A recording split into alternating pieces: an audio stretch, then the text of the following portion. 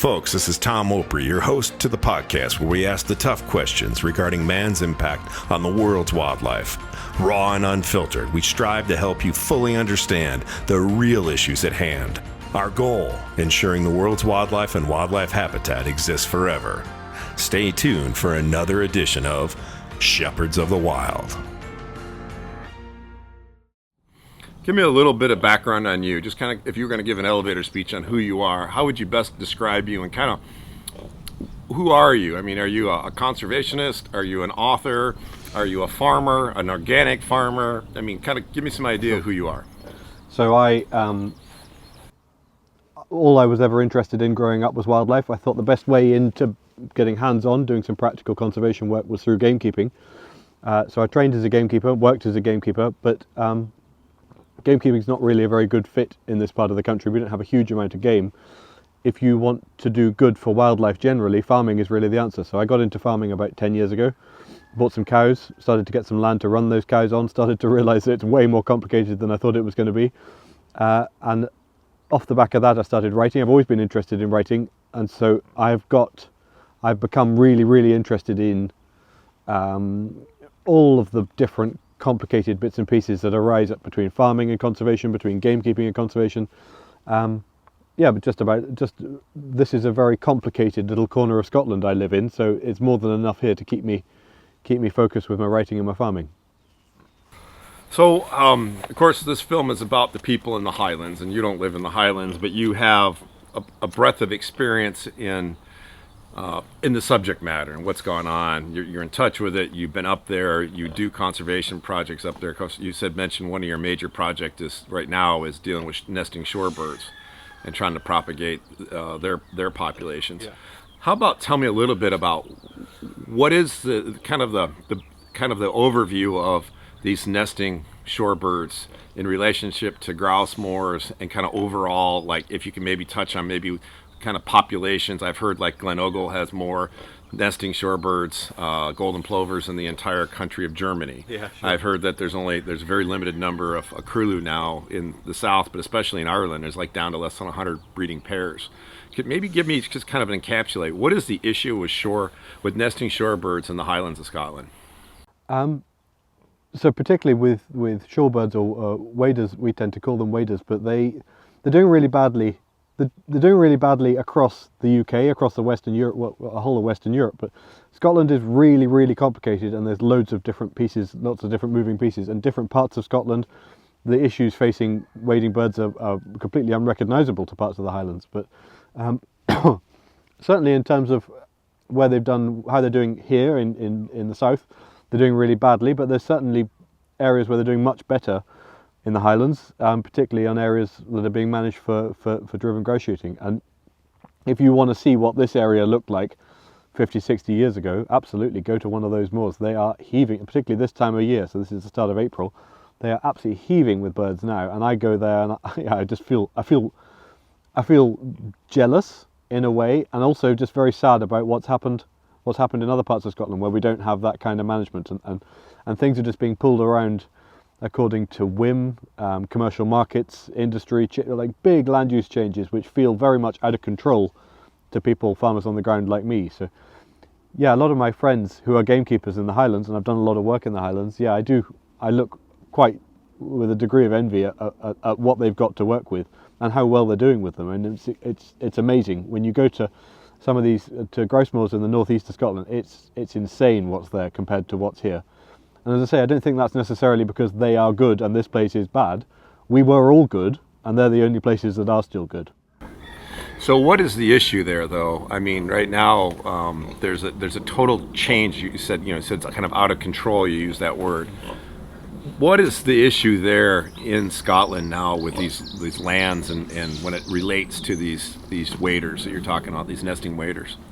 There's just big upheavals, big changes in the way people are looking after land, the way people are looking out for land. Here we had a model of sporting management until maybe the Second World War that just fell to bits. It wasn't viable here. I mean, it's always been slightly harder to do in the west of the country anyway.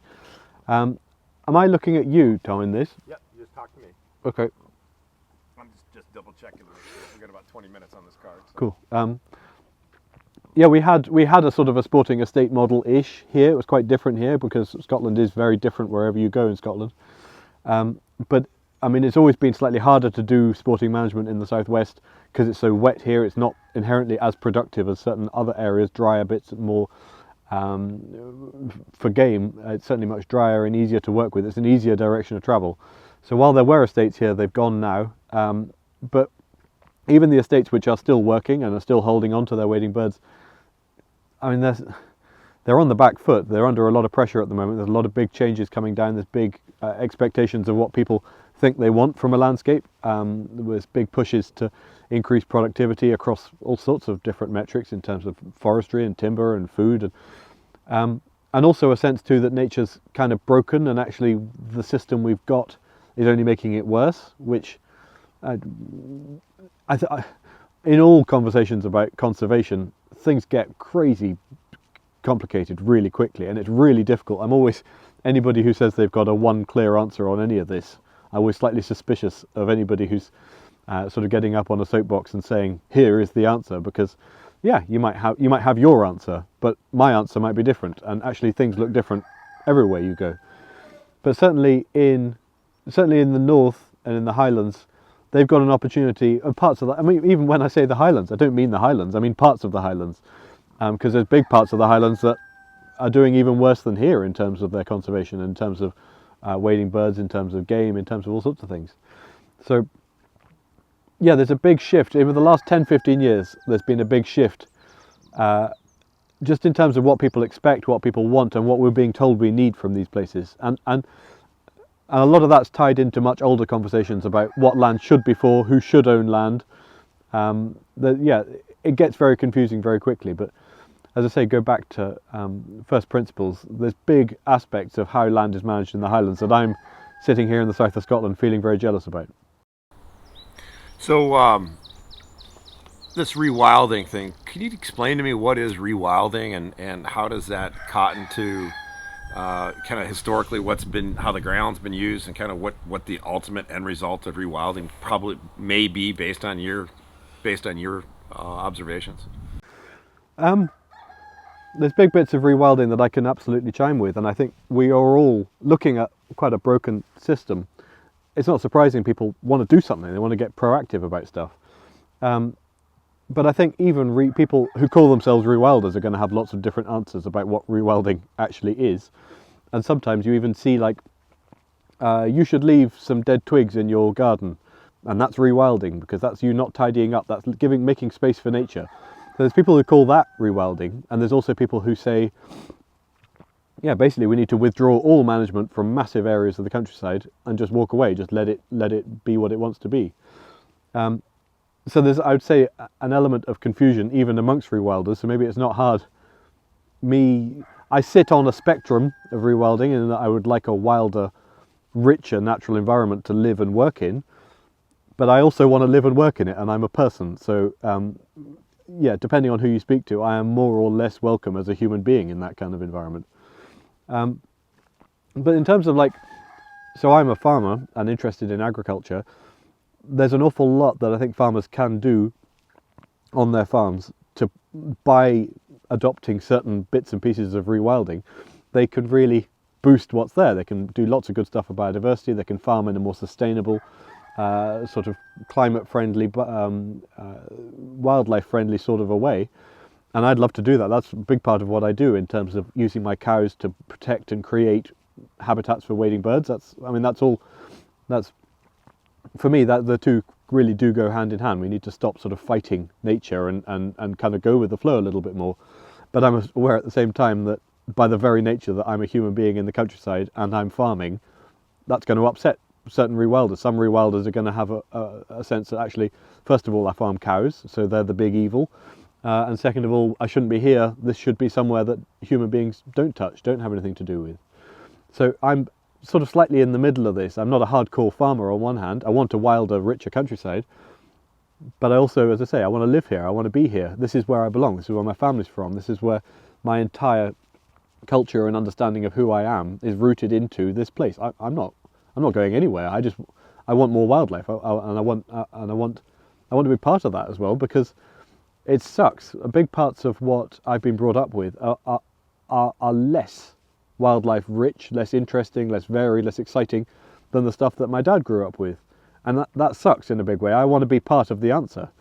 And as a result then I maybe get a bit cross when I'm told that I'm part of the problem. I'm contributing to the problem. So I've read some of your blogs that you've written. Kind of sum up for me, what is the issue with red deer in the Highlands? If you could, for someone who doesn't know anything about this, what is your perspective on what really is the issue there? And what are some of the outcomes as you see happening based on some of the things that are going on today? Sure. I think that conversations about deer in the Highlands get really confusing and really het up really quickly. Things like tempers flare really easily about that subject. And again, it's just such a complicated issue. There are parts of the Highlands where potentially you've got too many deer. There's also large parts of the Highlands where you don't have enough deer. So when you hear these kind of noisy commentators saying, "Oh, well, the problem's deer. We just need to get rid of deer, and deer are the issue." Deer aren't the issue. It's really what we've done with them and what we choose to do with them and how we want them to be part of our lives. And in a way, I look in the southwest of Scotland. We are very anglicised. We're very used to sort of Western capitalist kind of thinking about landscapes. There's bits and pieces of Gaelic culture, historic Gaelic culture, that were here. The original sort of indigenous people that were here had a really nice give and take association with deer. I mean, they wouldn't have been here if there weren't deer. So deer gave them food and clothing and heat and like all sorts of valuable associations between human beings and deer, going way back to the Stone Age. That gets muddy quite quickly now when we're being told deer are the problem. And actually, as I say, there's large parts of the Highlands where you'd love to see more deer, and I know that there are specific concerns about how habitats recover or are perceived to recover from their sort of. There's a line of thought which says the Highlands are knackered because of deer, and if only we can just sort out the deer problem. I mean, the deer, it's not a problem. They are not a problem. What we have done and how we have used them and how we have abused them is the problem. So I find a lot of these really complicated issues get overrun by really simple, maybe ideologies. Sometimes people have got a point, they know where they want to go in advance, and they're using deer as a lever to get there, rather than they've seriously got a The difficulty is always with these things, is that they're so complicated that you almost can't reach any conclusion, or you and I or any group of people get together and talk about it. You can never really pin down the final solution. It's so complicated and there are so many factors involved. You shouldn't also let that sort of freeze you in the, it's just too complicated. We can't handle it. It's just too complicated. We know that deer are really, really important. I mean, look at them. They are. Every bottle of whiskey that gets sold to America each year has got a stag on it. Of course, like, this is our national brand. This is what we're about. So it sets all kinds of strange questions running when we start to say, actually, we hate deer now. We don't want deer. These spaces aren't for deer. And I think as well, not without being sort of too overarching about it, deer are part of us, and in large part we're part of them. If we seriously can't work out how to find a balance with them, that's totally on us. That's nothing to do with them at all. Are deer evil? Would you paraphrase the question? No. If you would paraphrase. Yeah, sure. There's certainly a narrative then that deer are evil. Deer are the problem. I mean, that's just absolutely balmy. It just makes no sense at all. Deer are being deer. We're the ones who've changed. We're the ones who are thinking about them differently now. And I know that people make a lot of associations with what deer are for and who deer are for, and maybe start to make value judgments off the back of that. That's got nothing to do with deer. That's a completely different conversation. And perhaps we ought to have that conversation, but we also probably shouldn't muddle it up with conversations about ecology and actually what we want from a landscape. That's great. Grouse moors. What is the issue with grouse moors? I mean, like I said, I've gone up there. I've seen tons of avian predators, and you see lots of grouse, which is a native bird there. Of course, this whole idea of shooting large numbers of them maybe is an issue. But really, what is the issue with the grouse? It seems like the grouse moor and the owners of grouse moor land seem to be singled out, and the people that work on it. I mean, like I said, we just filmed Alex Jenkins leaving Edenglassie because of what the government's been doing with the rules and regulations. What is the issue with grouse moors?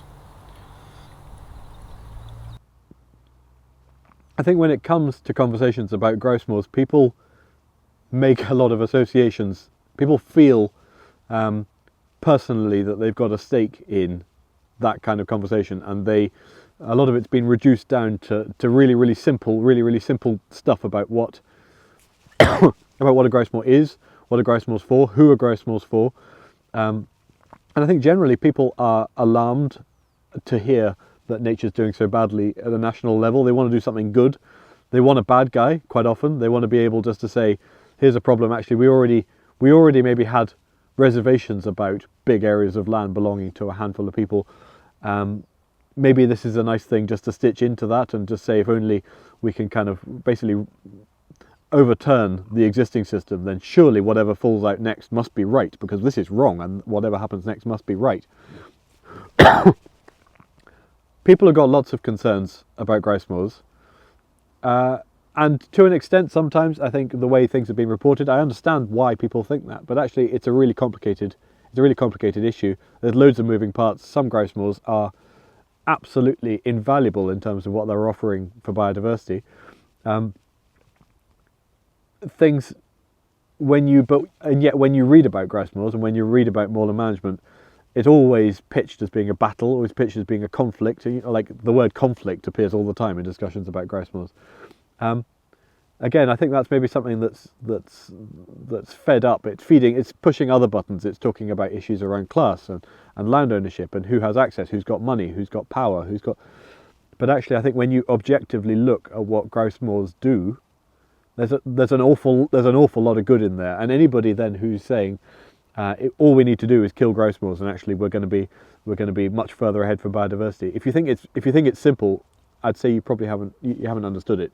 And actually spending time with gamekeepers, working with gamekeepers as I do, and having that interest in waders and wading birds, I mean, these places are the motherlode. If you're interested, if that's your thing, these places are insanely exciting, interesting, rich places to be. So there's an awful lot of pros. And I understand the cons, and I even agree with some of the cons potentially. But if you would think it's a black and white situation, then as I say, you must have misunderstood the question somehow. So yesterday I was at Cernrara down on Abbeymoor and was up there witnessing large tracos digging up the heather moorland in order to prep the soil for tree planting. And I've talked to scientists who said that's not that's gone on there. What is the situation if we take and plant trees, non-native trees, all over these heather moorlands? What's going to happen? I mean, what you obviously know a lot about the waders, but what's going to happen by the planting of these trees based on? It doesn't seem to be like a forestry scheme. It means more about carbon sequestration. What are your thoughts on that? Oh, so here in the southwest of Scotland, we've got big traditional and contemporary issues with converting large areas of open land into forest. I understand the rationale behind some of it, but actually living in these kind of communities where this kind of stuff's happening, it really sucks. There's a lot of downsides to it. And when you see, again, the huge ecological trouble which is caused by it, I mean, we knew a lot of this in the 70s and 80s, this kind of land management, this kind of land use change. We knew a lot of this stuff was really bad, but as a result of conversations about climate change, about carbon storage, I don't know, we've almost started to park some of those concerns about communities and biodiversity, and the narrative is, well, we're saving the world. We're saving the world by planting these trees. And my take on it maybe would be slightly, what's it costing us? In actual fact, in large parts, we're destroying the world in order to save it. We're actually wrecking big bits of really valuable pieces of land. In order to fit into, and fine, I don't want to be cynical about it, but sometimes it's quite an easy narrative to say we're saving the world, and then not really want to hear any of the counter argument. We're saving the world. I don't know, the science and the data that I've seen on it is, yeah, planting trees is potentially a good way to catch up atmospheric carbon, but There are also huge downsides to you doing it on the wrong kind of soil. You're actually leaking a lot more carbon into the atmosphere than you're locking up. But when things start getting gritty and granular and confused, and we don't have a lot of the data we need, it's very easy just to be overruled by the tree. I mean, the trees look great. We kind of have this sort of innate association that there should be trees because we love trees, because they're sort of built into our understanding of what nature and wildlife should be. I'm not necessarily disagreeing with that. Trees obviously are great things, but it's not as simple as just the more trees we have, the better we're going to do, the better things are going to be for us.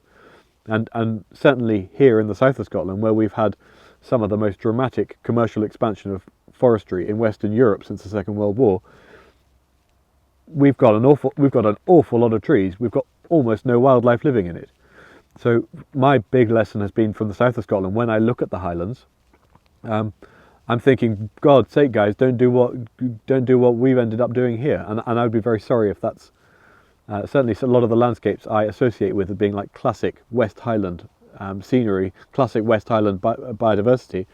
I look at that and think, you don't want to reinvent the wheel on that. You've got a good thing there.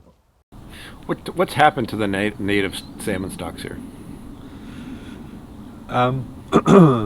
Do you mean in a broader, Yeah, just kind of. I mean, why aren't we seeing these native wild run fish in the rivers anymore? I think it's a really complicated picture. I think the reason why we aren't seeing salmon in any numbers now is really complicated. It'll depend on where you go in Scotland. It'll depend on where you go all the way across the Atlantic coast.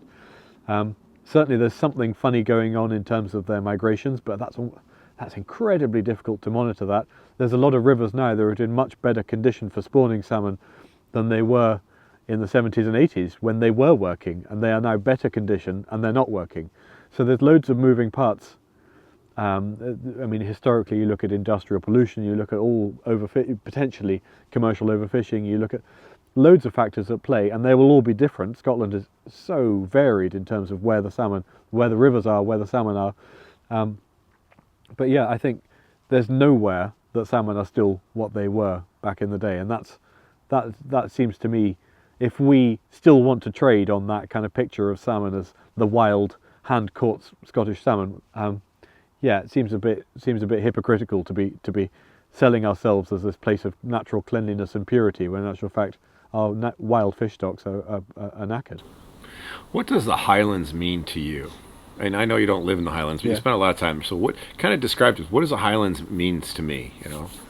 Fine, and I'm afraid, labour the point slightly. But so I'm not from the Highlands. I'm an outsider, and when I go to the Highlands, I'm very conscious of being an outsider.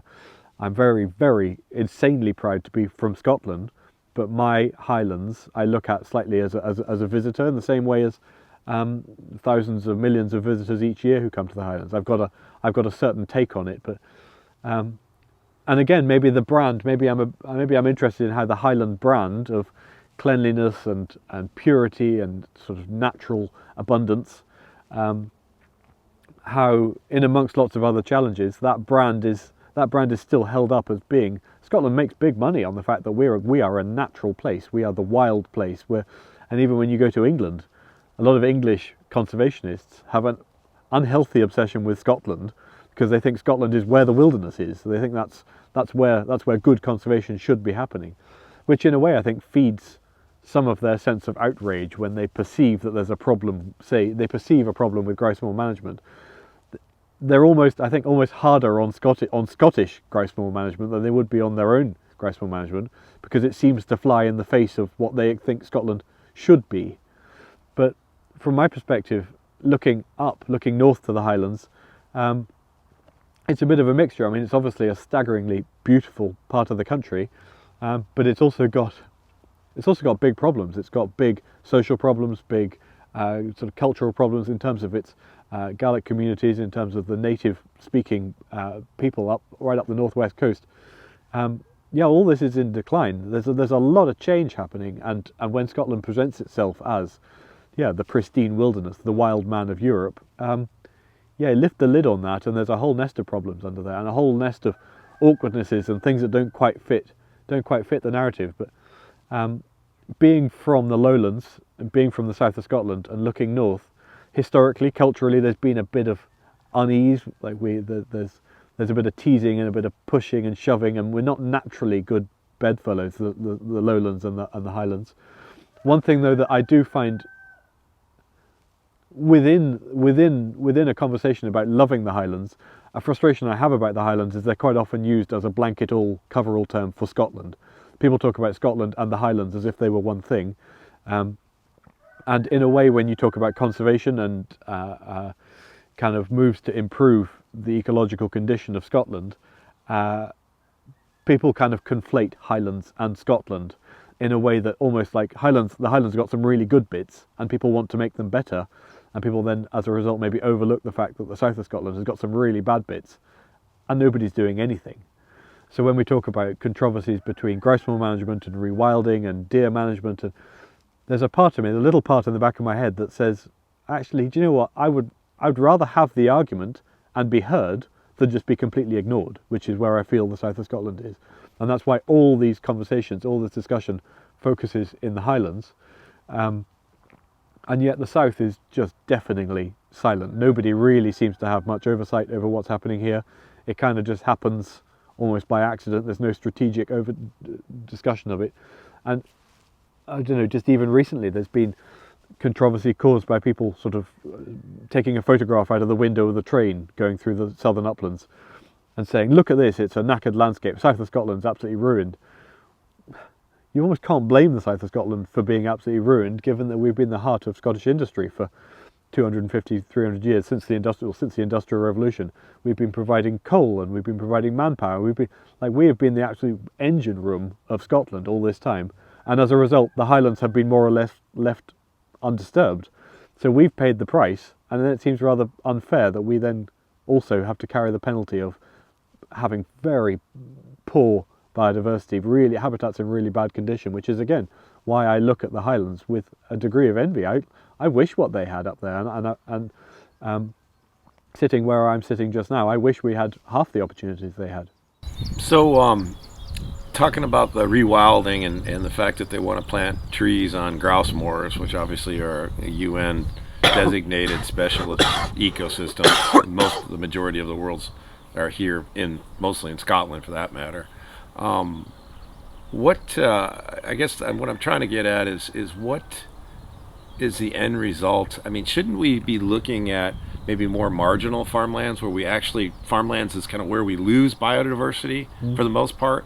Shouldn't these rewilders be not targeting a place that's managed for lots of biodiversity and maybe set their sights on something a little lower, in lower elevation? Sure. What are your thoughts on rewilding being more? They're doing it on the wrong pieces of land. Sure. And I mean, why does David Balhari and John Muir Trust buy shooting estates? Sure. When there's obviously many other places that would see a much greater impact from a lot less effort. Sure. Your thoughts on that in regards to farmland? Yeah, sure.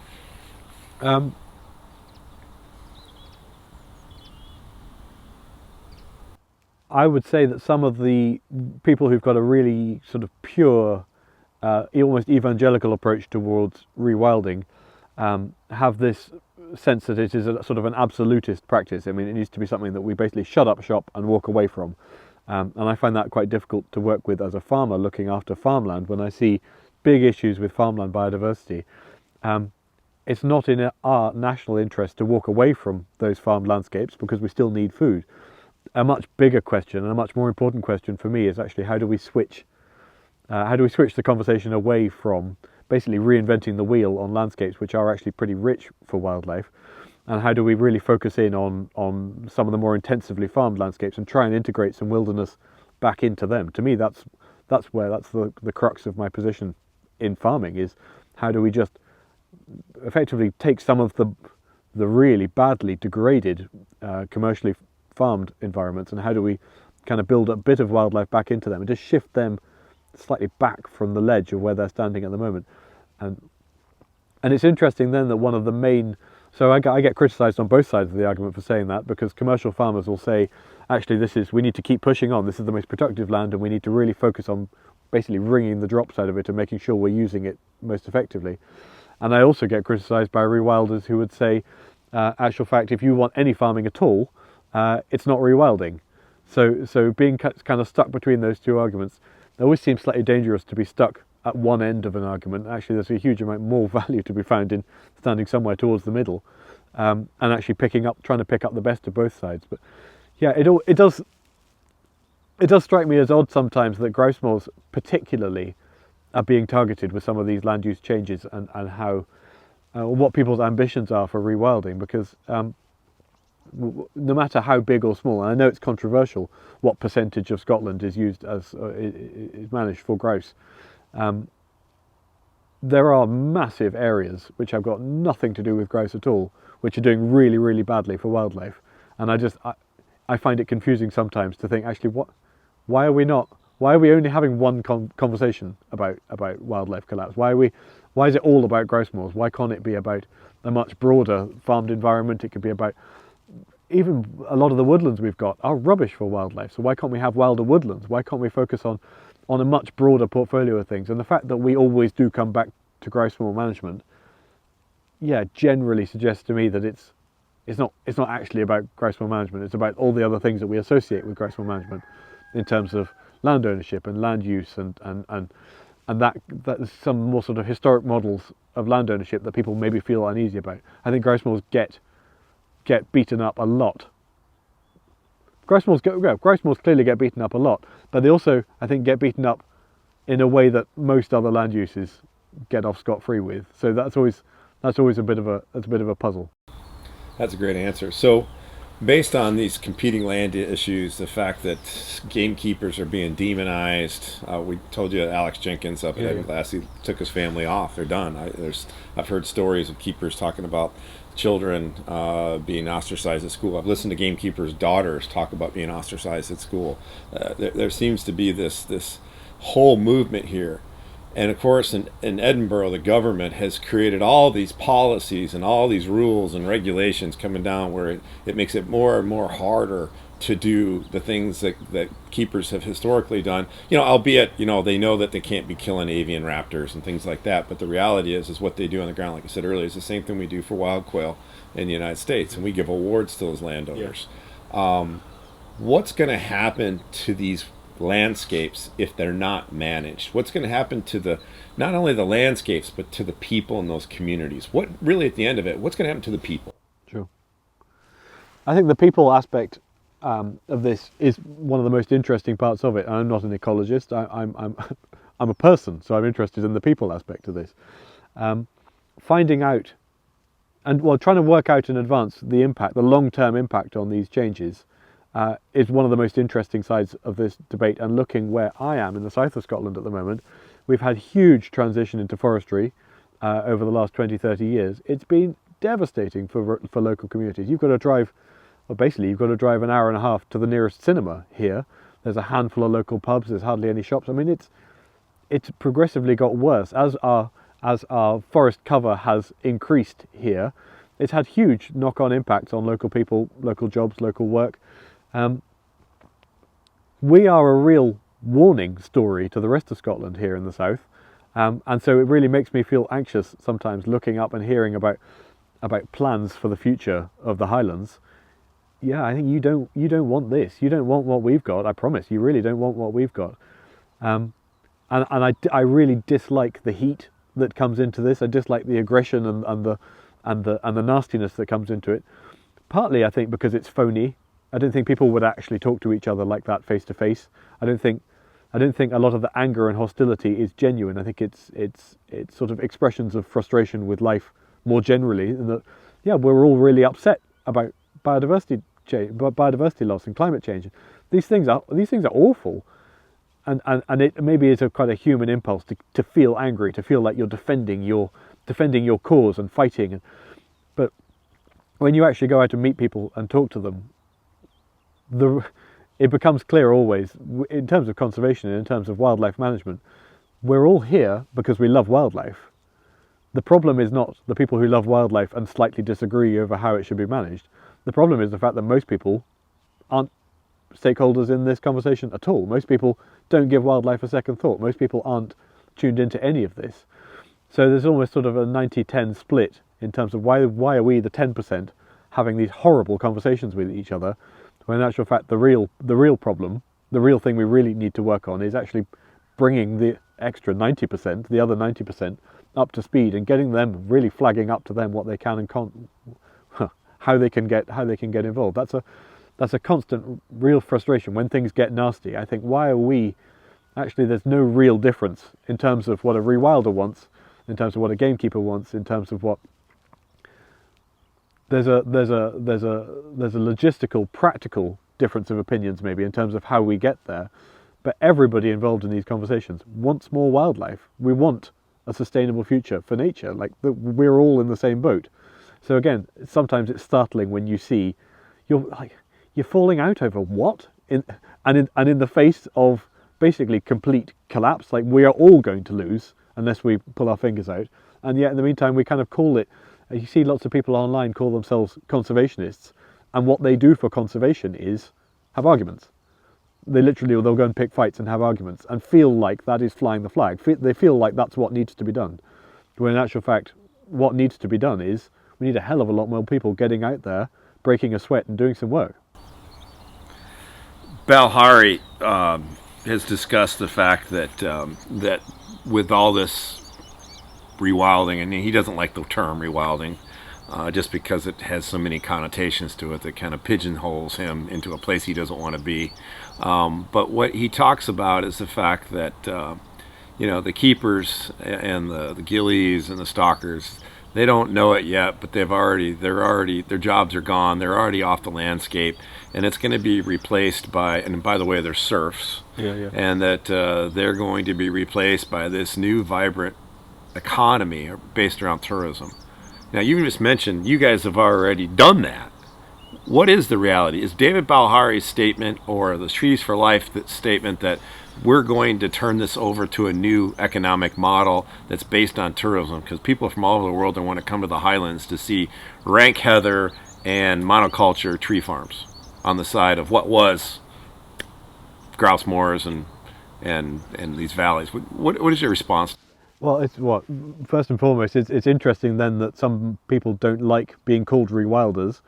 I think there's a whole piece of work, some PhD to be done about the language that we use to have these conversations, because it's interesting to note rewilders, a lot of rewilders now don't like being called rewilders. They like to be given all sorts of other different names, in the same way as gamekeeper. The word gamekeeper is like a red flag to some people. And gamekeepers talking about vermin, the word vermin is very inflammatory to some people. So a lot of this is kind of shorthand. A lot of these conversations are being conducted almost in shorthand. I'm trying to work out what vocabulary you're using. You're trying to work out what vocabulary I'm using. What associations do those words make? It's almost, that in itself is like a little micro conflict that's going on. The model for the future, in terms of a rural economy based upon wildlife tourism, and I think that's absolutely part of where we're going next. And I think it'd be great to have more people tuned into nature and want to see more of it. But where we are just now in the southwest of Scotland, we've got a big push here to have a national park, and that would be an idea to kind of encourage visitors to come here and kind of engage with nature and do that kind of thing. But it's very difficult to base a rural community entirely on tourism, because it's so incredibly seasonal, because quite a lot of the jobs are pretty rubbish in terms of their quality, and they're great for seasonal young people, but actually they're not really sort of career jobs. Tourism is a really dodgy model to base an entire economy on, and I'd much rather see tourism and wildlife tourism kind of built into functioning other industries. I'd love to see, and actually I don't see why necessarily it's mutually exclusive, why we'd have to get rid of grouse moors to start that model. I think that's a great idea, but actually there's a lot of people already running wildlife tours. There's a lot of people already building it off the back of grouse moor management. So the idea we have to delete one in order to create the other is nuts. I think naturally we're sort of progressing in that direction. A lot of gamekeepers now take people out on wildlife safaris. A lot of shooting estates have photography hides, so people can go and photograph black grouse, and like this is happening. But I would much rather it was built into a bigger industry which didn't rely upon, it wasn't so incredibly seasonal, wasn't based upon like kids growing up and the only thing they can do is pull pints in the pub or make beds in hotels. I don't know. There's a slight chink in that argument, in as much as wildlife tourism operators are very often, unless it's being carried out by the estate, they're very often not the people who are actually doing the conservation work. So in a way, they're a nice add-on, they're a nice bolt-on. You can have them on top of a functioning ecosystem. But when you speak to a lot of the photographers and bird watchers who take tours out, when it comes to actually hands-on time to get stuff done, time to get trees planted, time to get heather burnt, time to do the stuff which is going to make sure the birds are there for their next batch, they're actually leading a tour in another part of the country. So in a way, I wouldn't go so far as to call it sort of like a parasitic industry, but it's not delivering the goods. It fits alongside an industry that is paying for stuff. So absolutely, I'm completely on board with the idea that wildlife and nature-based tourism is a really great way to go. I just don't know why we need to get rid of what we've already got in order to deliver on it. And when I've been to Finland and been to Croatia and been to Poland to go and to be a wildlife tourist, I've been really surprised by how few British people are there, and actually how quiet these places are. I went to the forests in Białowieża in Poland to see the bison. I wanted to go and see the wild bison. I was the only guy in the minibus when we went out. It was a phenomenal, life-changing experience, but it wasn't what pays for the management of that landscape. And when you look elsewhere, actually, I find it hard off the top of my head to think of. That cockerel's fairly going, isn't he? When I look around at the times I've been a wildlife tourist, I've never really been aware of the fact that my money is paying for what I'm seeing. I'm there to have my nice experience, but in a way, the wildlife is already there. The wildlife has got another. The wildlife's not relying on me, put it that way. Yeah. Predator control. We talked a little bit about that earlier, and that's leading to some of these keepers to leave the industry because of all these onerous rules and regulations. They can't do what they need to do in order to at least ensure that you're having decent populations of grouse on the ground. What are your thoughts on predator control, and how does that figure into this whole thing? I mean, is predator control a bad thing? That's one of the things. It's like when you start talking, well, predator control, and of course, the audience is like, oh, well, that, killing all these foxes or whatever, stoats, weasels, whatever. Oh, that's just a terrible thing, Oh, killing rats. Oh, well, that's a good thing, Yeah. So why is predator control important in Scotland? Predator control, I think, is a really interesting topic in terms of what people are prepared to get involved with, what people are prepared to support. There probably is a perception that historically predator control was universal. Farmers, gamekeepers, everybody just went out and killed foxes and birds of prey historically, and all sorts of things they probably shouldn't have done, and created a bit of a sort of an imbalance in the countryside. And it's got a big hangover from like Victorian gamekeepers, the start of the 20th century, where people were really going hammer and tongs, killing basically everything aside from game. And there certainly was, towards like the 70s, 80s, 90s, there was a big sort of conversation about we need to basically consign that to the history books. That is over. We are not going to manage land like that anymore. But more recently, in the light of like massive declines of wading birds in particular, but lots of biodiversity more generally, there is a bit of a vindication of predator control, in as much as we don't necessarily want what we had, but we do need something. And actually, what does it look like for the future? How do we make sure that it's managed? How do we make sure it's delivered effectively, legally, sustainably across all sorts of different landholdings, to make sure effectively that we don't lose a lot of the species that we really, really chime with, that we really love. That then has been really interesting to see some of that being borne out. There's a huge amount of data now to show, the scientific studies out of your ears, to show actually it's a really important part of the puzzle. And let's be clear, you can't kill your way out of a conservation problem. You can't just go out and shoot foxes until you're blue in the face and everything will be okay. Predator control sits alongside habitat management. It sits alongside all kinds of other things that you need to do.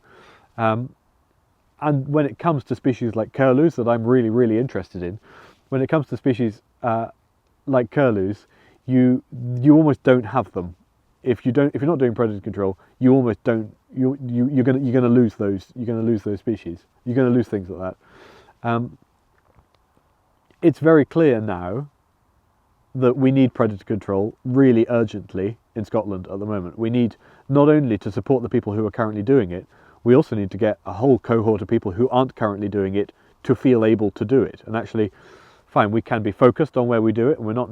It would be almost impossible, logistically impossible, to do this on a national scale. But by highlighting areas where we've got X, Y, and Z species, yeah, absolutely, this is an issue of national conservation importance. The problem is, there is just not the will or the backing or the political interest in terms of enabling this. And ironically, we need predator control now more than we've ever needed it, and yet it's harder to deliver. And there are more deterrents to delivering predator control than there have ever been. And each year it feels like things get more awkward, more difficult. I do predator control here to look after my curlews and to look after the species that I'm interested in here, but when I ask my neighbours to help, because predator control is actually, you can't just do it on one farm, you've got to do it as part of a collaboration, you've got to do it at a landscape scale. When I ask my neighbours and my friends to get involved, they're frightened of it. The laws that have been passed, over the last 5-10 years have made it quite scary. If you get it wrong, you go to prison, you get fined, there's all sorts of penalties for getting it wrong. And actually, there's no incentive, aside from loving birds, there's no incentive to get it right. So I'm not surprised when my neighbours, my farming neighbours, look at me and say, I'm not doing that. The only possible outcome is something goes wrong and I get up in court for it. So there's a bit of a misstep in terms of what the science says, what the science is showing us about the value and importance of predator control, versus the political kind of will to make it easier, to encourage people to do it. The same as farmers can get payments to do incredible habitat management stuff. They can get payments to manage their rushes, manage wetlands, create all sorts of beautiful habitats for waders. They can't get sufficient support to do the predator control aspect of it. And even at a budgetary level, that ends up meaning that an awful lot of money ends up getting spent on conservation stuff that doesn't work. So we create beautiful habitats for birds that are being eaten by foxes.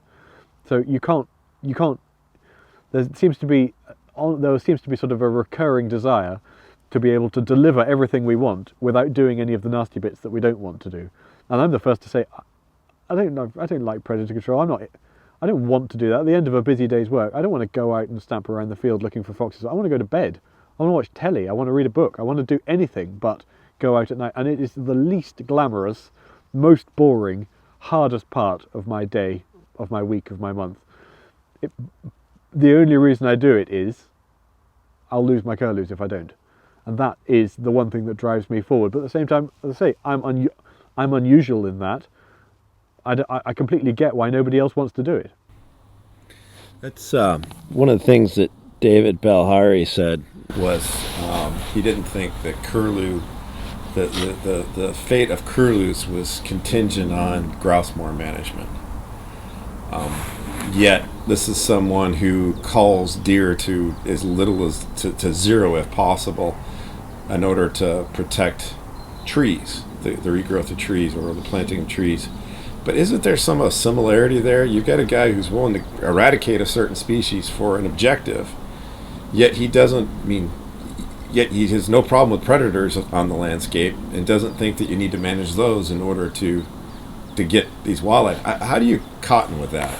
It's weirdly sort of schizophrenic approach, that, because we are being trained in conservation circles. We are being trained to hate deer. Nothing is bad enough to do to deer. We can destroy the last deer, and not only just destroy them, but stamp and dance on their graves. Essentially, we need to get rid of deer. And yet there's then this kind of weird floppiness about, well, we can't possibly build a long-term habitat management plan based upon killing foxes. We couldn't possibly. And even recently there's been studies and bits and pieces put out, not find that to dignify them, they're not studies, but there's been discussion put out about how can we justify long-term management which is based upon predator control. Well, we're justifying long-term management of large areas based upon long-term implementation of deer management. So it's weirdly inconsistent, and I'm not sure deer now are being talked about in such negative circles. Deer now, I would say deer are being spoken about in the kind of language that 150 years ago gamekeepers were talking about foxes. Back when they were getting it wrong, deer are now being talked about in the same language now that we are also getting it wrong when it comes to deer. So that bizarre that's a bizarre scenario described there. It's the fact that you can go in aged 18 to a career in deer management, and you know that you will have work for the rest of your life. You'll be killing deer. Deer will always be killed in Scotland. We need just to keep killing deer as hard and as fast as we possibly can do it. And yet gamekeepers, young gamekeepers coming through the system now, getting trained through colleges, how long's their career going to be? How long seriously are we going to be paying guys and girls to do that kind of work? It just doesn't quite make sense. I'm not sure why we're able to kill one species and be kind of flimsy on others. So what I've come to recognize, Patrick, in the time I've spent here and talking to other people and witnessing firsthand, that the government in Edinburgh, the Scottish National Party that leads it, are really the people that they don't seem to care about rural communities. They don't really care about wildlife based on the policies I'm seeing and the results of those policies. How would you respond to that statement that the government here doesn't care about people in the rural communities and doesn't care about wildlife? I would say that the government that we've got at the moment is not great in terms of how it communicates and how it understands rural communities. I say the government in Scotland at the moment is very tied up with defining Scotland as being quite an urban Scotland, being a very sort of socially left-leaning Scotland, having a real focus on the central belt. And yet outside that central belt, there's big parts of Scotland, as I travel around for work, big parts of Scotland that feel that they're being misunderstood, they're not being represented. In actual fact, they're being kind of having their hands slightly tied behind their back in terms of what they are able to do and what they aren't able to do, which is frustrating, because Scotland is by huge in terms of its land area and in terms of how it markets itself. Scotland is a sort of a famously rural country, so it's weird to see that disconnect. It's weird to see not only policies which don't really take into account rural Scotland, but also policies which kind of like actively put us back in our boxes and kind of impede us, get in the way of stuff. But I don't know, certainly in terms of legislation that's passed around conservation, life is much harder than it was 10 years ago now. Delivering conservation work on farmland is harder than it was 10, 15 years ago, particularly around predator control, but just a wider understanding of what's actually going on in the landscape. And don't get me wrong, there are some good stuff. Like there's SNP MSPs have led good big pieces in terms of sustainable agriculture, sustainable food production, but there is a disconnect, and it gets really jarring in certain parts of this conversation. There's a really clanging sort of disconnect. So we've talked about the fact that there's all these different parties there that have these different land use concepts, different agendas, and there's all this hand grenade throwing back and forth about historical grievances. How do we bridge these gaps, and why should we bridge these gaps? And you don't have any skin in the game up there. Yeah, sure. So you're looking at what I like is you're a noted author. You have your deal here in farming, but you're trying to do it as sustainably as possible. So people are going to want to, okay, this Patrick guy's pretty interesting, and he makes common sense. Sure. That's the key thing. Yeah, okay. So it's that common sense aspect of it. So that's all right. There's a glider club up behind those turbines, and sometimes that little plane comes and it tows gliders up, and the gliders all fly around. how do we bridge these gaps, and what ultimately what do we need to accomplish? I think maybe acknowledging that some of this has been really unhelpfully confrontational, unhelpfully angry. I'm constantly amazed by going to meet people, going to see people face to face. It's really, really so much easier to have a face-to-face conversation with people and not trying to transact stuff on social media or being involved with stuff online. And there's been a few occasions where I've met people who I've kind of sort of thought in advance, oh God, this guy, this is going to be nasty, this is going to be an ugly confrontation, this is going to be an ugly discussion. And actually when you do sit down with them, particularly if you're outdoors somewhere looking at something in particular, it's amazing how small differences are actually on this. And that comes back to that bigger point about how we are all interested in conservation. We all want what's best for wildlife and for nature and for the world. And maybe we differ on some aspects of how we get there, but I really don't think we're as different as we make ourselves out to be. And yeah, absolutely, I think there are big parts of Scotland that would be very well used in woodland. Actually, we do need to increase our woodland cover.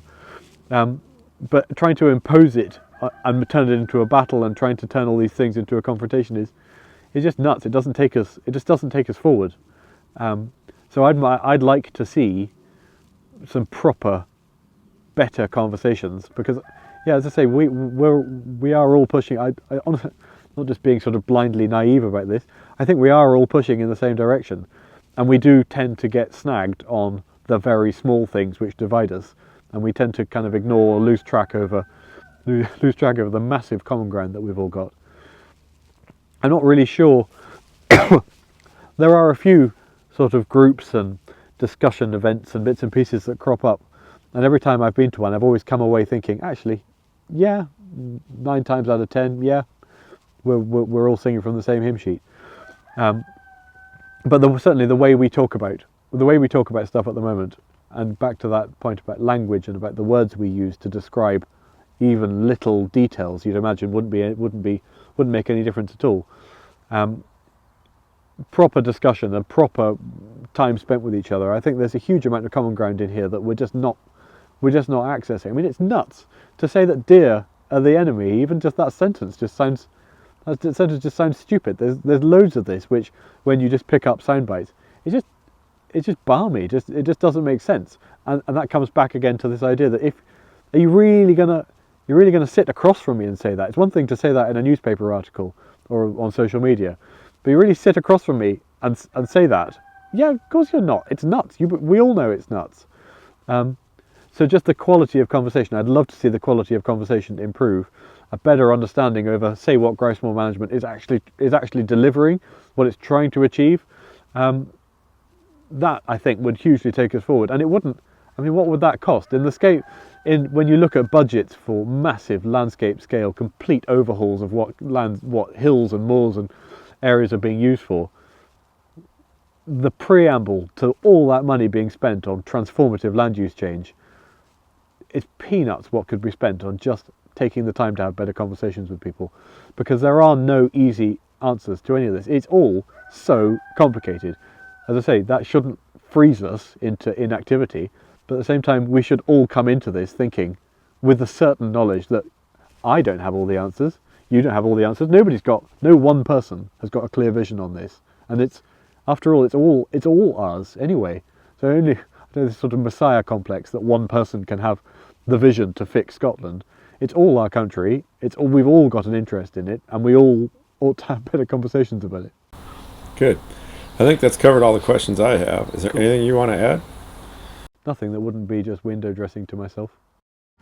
Thanks for listening. You can find this podcast wherever great podcasts live, including on the Shepherds of Wildlife Society website at shepherdsofwildlife.org. Please tell a friend, and let's save wildlife together.